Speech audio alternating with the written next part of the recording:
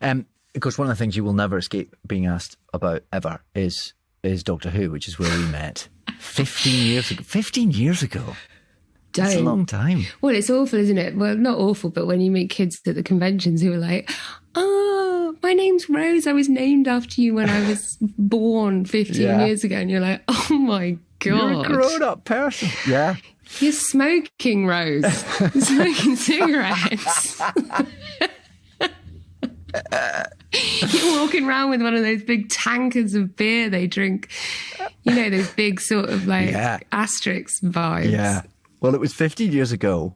You'd just done a season as Rose, the nation's sweetheart, and I was just arriving for season 2. And we shared a very happy, intense 9 months making that show. Oh, no. And really have spent a great deal of the last 15 years being asked about it. But how aware were you when you did that you were involved in something that you would be carrying with you for the rest of time? Oh, not at all. I had absolutely no idea.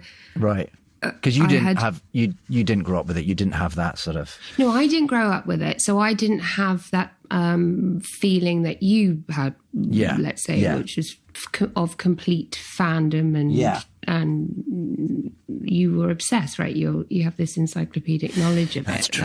I don't share. So I didn't grow up with it. And then actually when we started making it, everyone said it was going to be a failure.